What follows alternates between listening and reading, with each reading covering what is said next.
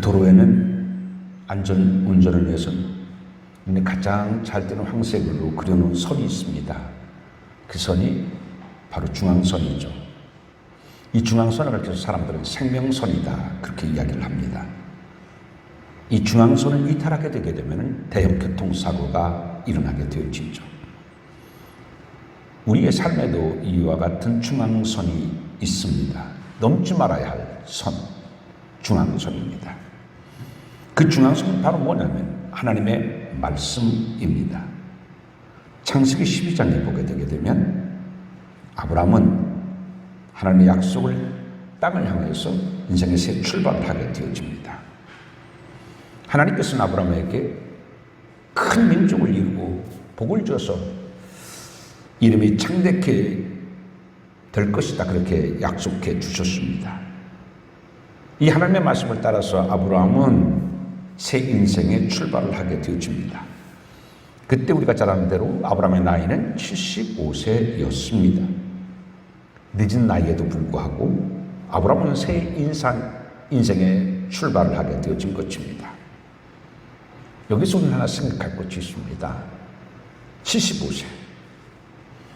여러분, 하나님의 시간에는 늦은 나이가 없습니다. 새롭다고 하는 것은 젊은 사람들에게만 해당되는 것이 아닙니다. 새 인생이라고 하는 것은 젊은 사람들에게만 해당되어지는 말이 아니라 75세 아브라함에게 또 새 인생의 기회가 하나님께서 허락하셨던 것입니다. 오늘도 하나님께서는요, 우리의 삶에 늦었다라고 생각할 때 하나님께서는 새 인생의 축복의 삶을 허락해 주실 수 있습니다. 그래서 우리는 언제 어느 때 하나님께서 나에게 그러한 새 인생의 축복의 신호를 주실지 알지 못하기 때문에 우리는 준비해야 합니다. 그래서 그 인생의 축복을 하나님께서 나에게 주실 때에 그것이 하나님께서 주신 축복인 줄 알고 출발하는 영적 준비가 되어 있어야 합니다. 그러기 위해서는 우리가 해야 될 것이 뭐냐면요, 그런 믿음, 희망을 가져야 됩니다. 하나님께서 나에게 언제, 지금이라도 내 인생의 새로운 축복을 허락하실 수 있다라고 하는 믿음과 희망으로 준비되어 있어야 됩니다. 그런 사람에게만 하나님께서 약속의 땅, 새로운 인생의 축복의 땅을 밟게 하시는 것입니다. 여러분, 창세기 12장 1절에서 보게 되면 하나님 아브라함에게 뭐라고 말씀하셨습니까? 한번 1절 한번 읽어봅니다. 시작.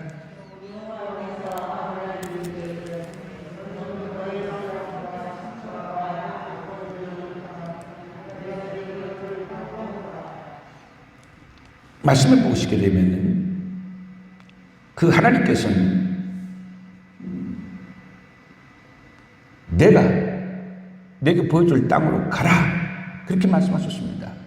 이에 75세 아브라함은 어떻게 했습니까? 4절 말씀 읽어봅니다. 4절 시작.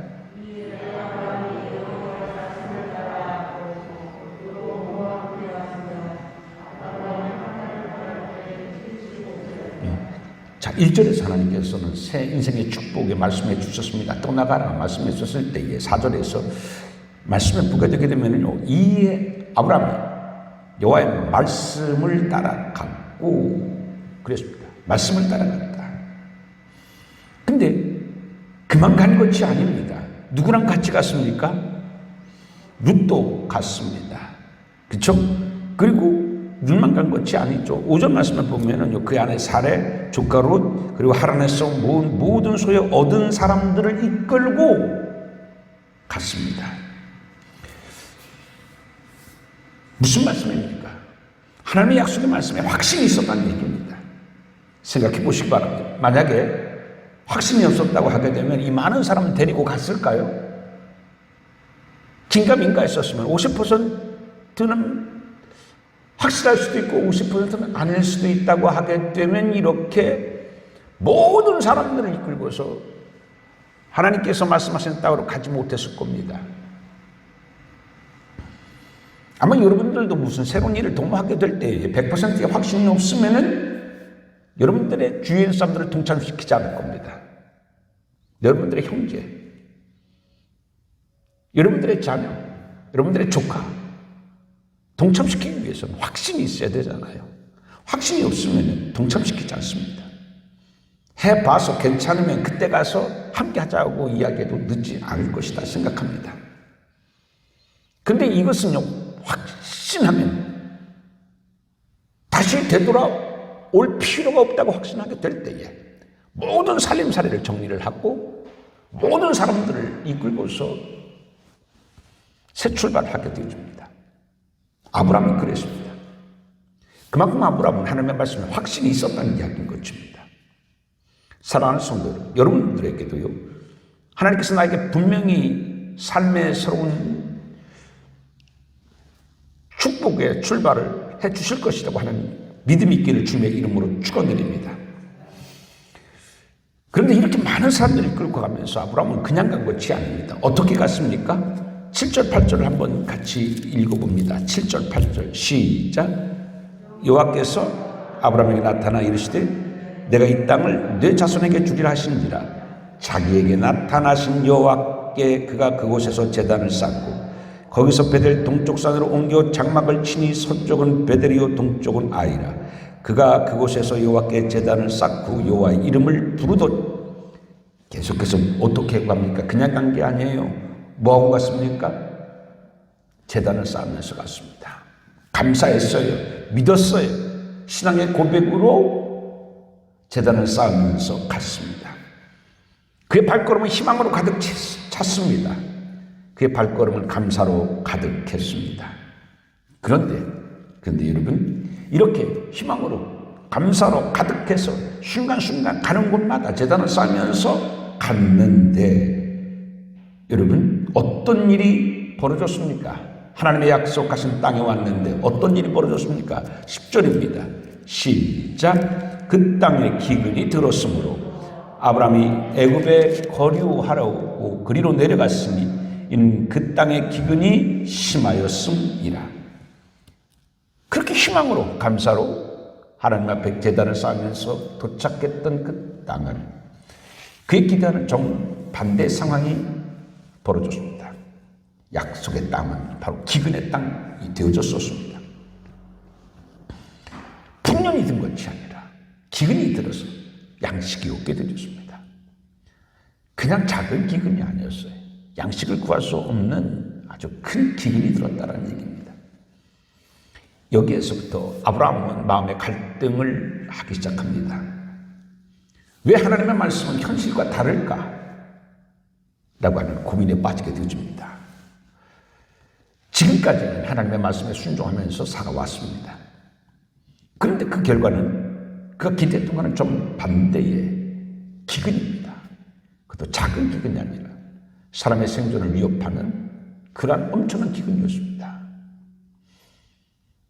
자기 혼자의 생명이면 어떡하든지 그는 그 기근 속에서 버틸 수도 있을 것이라고 생각했을지도 모릅니다. 그런데 자기 혼자가 아니죠. 자기 가족, 거기뿐만 아니라 조카 롯과의 가족, 그리고 자기의 모든 소유, 그리고 그의 하인들 한두 명이 아닙니다. 그 엄청난 사람들을 이 기근 속에서 어떻게 해야 될까? 난감했었을 것입니다. 그렇게 호언장담하고 하나님께서 우리에게 새로운 땅을 주실 것이다. 여러분, 어떤 땅을 버리고 왔습니까? 갈대우루 땅이죠. 갈대우루 땅, 여러분 잘 아는 대로 얼마나 비옥한 땅입니까? 얼마나 좋은 곳입니까? 수많은 사람들이 살고 싶어하는 땅입니다. 그러면 적어도 갈대우루 지방보다는 더 좋은 환경과 여건, 그런 땅일 것이라고 생각을 하고 왔을 것입니다. 조카 아내의 사라의 얼굴도 실망이 가득했을 것이고요. 조카 롯도 마찬가지였을 겁니다. 그 종들도 하인들도 마찬가지였을 겁니다. 아니, 우리 주인이 75세가 됐으니까 치매 걸렸는 거야. 그 좋은 땅을 놔두고서 겨우 여기서 살려고 우리는 그 먼 곳에서 여기까지 될 거 아닙니까? 그 그냥 거기 있으면 얼마나 안락하고 편하고 풍족한 삶을 살 수 있습니까? 근데 모든 삶의 안정이 깨어져 버렸어요. 삶의 기반이 다 무너졌어요. 그냥 갈대우루 지방에 살았었으면 얼마나 좋습니까? 얼마나 기반이 잘 잡혀 있어 탄탄합니까? 근데 겨우 도착했는데 그 도착한 땅이 기근이 심해요. 당신이 누구를 쳐다봅니까? 아브라함을 쳐다봐요. 어떤 눈으로 쳐다봤겠습니까? 실망이에요. 사람들의 눈빛도 그렇지만 아브라함 자신도 그랬어요. 이게 뭐지? 적어도 하나님께서는 갈대우루 지방보다는 더 좋은 땅으로 인도하실 줄 알았는데 이게 뭘까? 엄청난 내적 갈등과 고민을 하기 시작합니다. 어떻게 할 것인가? 이때까지 하나님의 말씀을 믿고 따라왔는데 지금 또 계속해서 하나님의 말씀대로 믿고 하나님의 말씀을 순종하면서 살아야 되는가? 아니면 지금이라도 다른 방도를 찾아야 되는가? 아브라함은 고민하기 시작합니다. 결국 그가 택한 것은 무엇입니까? 이렇게 하나님을 믿고 하나님의 말씀대로 살다가는 더 큰 낭패를 경험하게 될지 모른다고 하는 두려움이, 염려가 생기기 시작했습니다. 그래, 이제까지 나는 하나님의 말씀대로 순종하면서 왔어. 나는 할 만큼 했어. 내가 하나님을 실망시키는 것이 아니야. 하나님이 나를 실망시켰어. 이제는 하나님의 말씀대로 왔다가는 더 큰 낭패를 보고 정말 돌이킬 수 없는 위기에 우리 가정이 빠지게 될 거야. 나 혼자만이 아니야. 조카 로세 가정도 있는데 그 가정까지도 책임지려고 하면은 내가 이제부터라도 내 정신을 차려야 돼. 그렇게 생각한 아브라함은 이제 하나님의 말씀이 아니라 자신의 판단대로 이 상황을 극복하고 해결하는 것이 훨씬 낫다고 생각을 하게 되어집니다. 그래서 그 위기 속에서 아브라함이 선택한 것은 무엇입니까? 이곳에서 계속 머물다가는 다 죽을 것 같았습니다. 그래서 그가 선택한 것은 애굽으로 가자라고 하는 생각이었습니다. 여러분, 여기에서 우리가 생각해 볼 것은 아브라함이 왜 하필 애굽을 선택했을까요? 그것은 사람이 이성적으로 생각하면 가장 현명하고 합리적인 선택이었습니다. 왜냐하면 애굽은 세계에서 가장 긴 강이 있고 수량이 풍부한 강이 있습니다. 그 강은 바로 나일강이죠. 나일강이 있는 한 애굽에는 흉년이 들어도 걱정 없어. 기근이 들어도 걱정 없어. 그래, 나일강으로 가자. 정말 합리적인 생각입니다. 이성적이고 지혜로운 생각이고 누가 책 잡을 수 없는 그러한 판단이었습니다. 아마 아브라함은 그렇게 생각했을지도 모릅니다. 그런 생각을 하고서 이제 사람들을 다 불러모으고서 아내라든지 조카 롯이라든지 그의 하인을 다 모아놓고서 자, 내 생각에는 아브라함 애굽으로 가는 게 좋을 것 같다.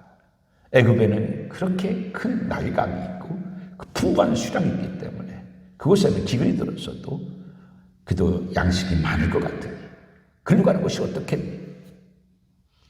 걱정하던 그들은 아브라함의 이러한 제안에 맞습니다. 지금이라도 더 늦기 전에 하루라도 빨리 이곳을 떠나서 애굽으로 가는 것이 우리가 사는 길이 현명한 길일 것 같습니다. 빨리 갑시다.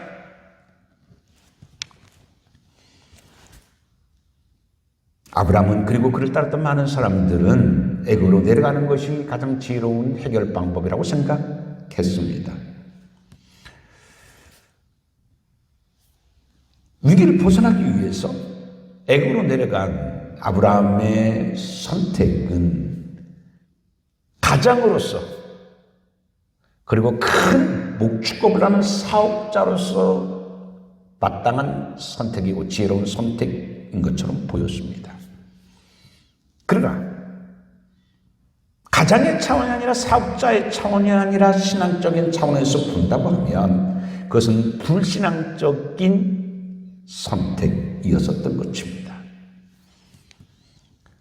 우리가 여기서 생각해 볼 것은요, 아브라함이 애굽으로 내려가지 않았다고 하면 이 땅에서 기근으로 죽었을까요? 일어서지 못할 정도로 망했을까요? 왜 그 생각을 하지 못했을까요? 우리가 잘 아는 것처럼 하나님께서는요, 그 허허복한 광야에서 이스라엘 수백만 명을 40년 동안 먹여주신 하나님이십니다. 그 하나님께서 아브라함을 그냥 굶어 죽도록 내버려 주시겠습니까? 근데 아브라함은 그 하나님을, 전능하신 하나님을 우리를 꼭 책임져 주시고 반드시 책임져 주시고 어떤 역경과 위기 속에서도 그것을 능히 이기하신 하나님을 믿지 못하게 되어집니다. 하나님의 약속의 말씀을 신뢰하지 못했습니다. 사랑하는 성도 여러분, 우리 신앙생활에서 꼭 지켜야 할 원칙이 있습니다. 그 원칙이 무너지게 되면 삶의 송두리째 무너지게 되어집니다. 아까 말씀한 것처럼 운전할 때는 교통법규를 지켜야 합니다. 그런데 그 법규를, 원칙을 벗어나고 그 원칙을 지키지 않을 때에 바로 우리는 뭐로 이어지게 됩니까? 사고로 이어지게 되어집니다. 중앙선 침범이나 과속, 신호위반 이런 것을 위반하거나 지키지 않을 때 대형 사고로 이어지는 경우를 우리는 종종 경험하게 되어집니다. 작년에 이천에서 물류창고 신축 화재가 있었습니다. 그때 아까운 38명의 목숨을 빼앗아간 이 참사. 근데 참 나중에 밝혀진 바에 의하게 되면 너무나 어처구니가 없었어요. 왜 그러냐면 이 관계 당국에서 세 차례나 화재 위험에 경고를 했다고 합니다. 즉 요것이 위험하니 요거에 대한 대책을 세우라고. 그렇게 세 차례 경고를 했음에도 불구하고서 건설하는 측에서는 대수롭지 않게 생각했습니다. 이것이 그렇게 큰 대형 참사로 이어질 줄은 그들은 생각하지 않았어요. 가볍게 생각했습니다. 그들이 생각할 때는 이것은 대단한 것이 아니고 가벼운 것이라고 생각했었어요. 근데 가벼운 것으로 생각했던 그것이 38명의 아까운 생명을 죽게 만듭니다. 38명의 죽음은요, 38가정의 평화와 안정이 깨어지고 불행이 시작됐다는 이야기입니다. 그 작은 원칙이 지켜지지 않아서 38가정이 순식간에 가장을 잃어버리고 가난으로 내몰리고 슬픔으로 내몰리고 그의 처자식들은 어떻게 됩니까? 왜 이런 사고가 있었습니까? 원칙을 지키지 않아서 그래요. 원칙이라고 하는 것은 꼭 지켜야 되는 겁니다. 법규라고 하는 것은 지켜도 되고 지키지 않아도 되는 것이 아니라 지켜야 할 것입니다. 운전할 때 넘어서는 안 되는 선이 바로 중앙선이죠. 우리의 삶에도 넘지 말아야 할 선, 그것이 바로 중앙선인데 아까도 말씀한 것처럼 이 중앙선은 바로 하나님의 말씀인 것입니다. 이 중앙선을 넘게 되게 되면 실패 승전과 우리는 충돌할 수밖에 없음을 꼭 기억해야 됩니다. 따라서 합시다. 말씀의 중앙선을 넘지 말자. 말씀의 중앙선을 넘지 않는 여러분들이 되어지기를 주님의 이름으로 축원드립니다. 그런데 여러분, 그 이천의 물류 사건도 그렇게 대수롭지 않게 생각했기 때문에 대형 참사로 이어졌잖아요. 오늘 본문도 마찬가지입니다.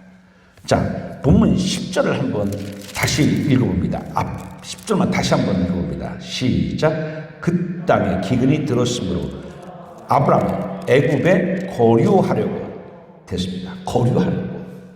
이 거류하려고는 뭐냐면 거기서 오랫동안 머무르고 정주하려고 하는 것이 아니라 잠시 위기를 피해서 기근을 피했다가 곧 돌아올 것이라는 마음으로 갔다는 얘기예요. 잠깐 동안만 머물러지고 기근이 사라지고 형편이 좋아지게 되게 되면 곧 돌아오면 되지 라고 생각했어요. 잠시 잠깐, 그 잠시 잠깐 하나님의 말씀을 벗어난 이 잠시 잠깐에 무슨 일이 있을까? 정말 대형 사고가 일어날 줄은 꿈에도 몰랐어요. 왜요? 잠깐 벗어났다가 이 위기만 피하게 되면 다시 내가 하나님의 약속의 땅으로 돌아올 것이다. 이게 아브라함의 생각이었어요. 그래서 거류하러 잠시 머물러 라고 하는 뜻을 여기에서 기록하고 있는 것입니다. 아브라함은 설마 그 잠시 동안에 무슨 일이 있을까? 없겠지. 그런 마음으로 하나님의 말씀의 중앙선을 넘어갔다고 하는 것입니다. 우리도 때로는요, 크게 하나님의 말씀을 어기는 것이 아니고 이것쯤이야 작은 대수롭지 않게 생각하는 아니라는 마음으로 하나님의 말씀 중앙선을 살짝 넘을 때가 있지 않는지 한번 생각해 보시기 바랍니다. 여러분, 하나님의 약속에 그 말씀 중앙선을 넘을 때는요, 우리의 양심에 하나님의 경고음이 들리기 시작해요. 우리 양심에 빨간 불이 들어오고 경고음이 들어오게 돼요. 그게 뭐냐면 찜찜한 생각이에요. 사람은 하나님께서 창조해 주셨어요. 그래서요, 하나님께서 창조해 주신 우리는 하나님의 약속의 말씀을 어길 때에 하나님께서 주시는 뭔가의 신호가 우리에게 오게 되는데 그게 바로 뭐냐면 찜찜한 생각이에요. 찜찜한 생각. 그 찜찜한 생각이 뭐냐면 11절 12절이에요. 한번 읽어보고요.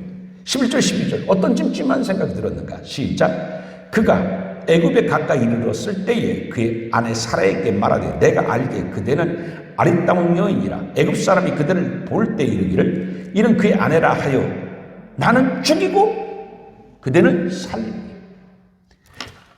자, 애굽에 갔어요. 말씀을 벗어났어요. 말씀을 딱 벗어나니까 찜찜한 생각이 드는 거예요. 그게 하나님의 사인이에요. 뭔가 찜찜한 생각이 들고 조금이라도 불길한 생각이 들으면 하나님께서 나에게 해주시는 사인이라고 생각하고 빨리 돌이킬 수 있는 여러분 되기를 주님의 이름으로 축원드립니다. 말씀으로 빨리 돌이키는 거예요. 근데 이 아브라함은 어떻게 했어요? 찜찜한 생각이 들매도 불구하고 미련을 떨었어요. 그런 찜찜한 생각이 들었음에도 불구하고 그런 엉뚱한 생각을 해요. 돌아가야겠다는 생각이 아니라 아내를 붙잡고 치사하고 비겁한 방법을 제시하잖아요. 내 아내라 하지 마. 그럼 나는 죽어. 그러니 내 누이 여동생이라고 해.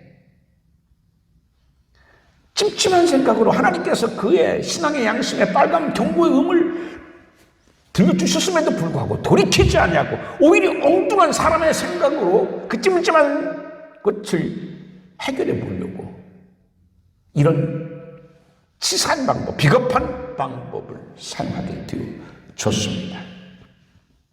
여러분, 우리는 하나님의 자녀예요. 그래서 하나님의 말씀을 어기고 이게 가서는 안 될 길이고 해서는 안 될 일이면 하나님께서 우리에게 사인을 주셔요. 찜찜한 생각을 주셔요. 그럴 때 그 찜찜한 하나님의 경고를 무시하는 여러분 되지 않기를 바랍니다. 빨리 어떻게 해야 돼요? 돌이켜야 돼요. 말씀하고 다시 돌아와야 돼요. 근데 찜찜함에도 불구하고 아브라함은요, 그렇게 말씀으로 돌아오는 것 대신에 다른 방법을 생각했는데 그게 선하고 아름다운 방법이 아니잖아요. 누가 봐도 좋은 방법이 아니잖아요. 정말 남자의 자존심이 철저히 짓밟히는, 어떻게 그런 말을 할 수 있을까요? 내 아내라고 하지 말라고. 그렇게 되면 나는 죽는다고.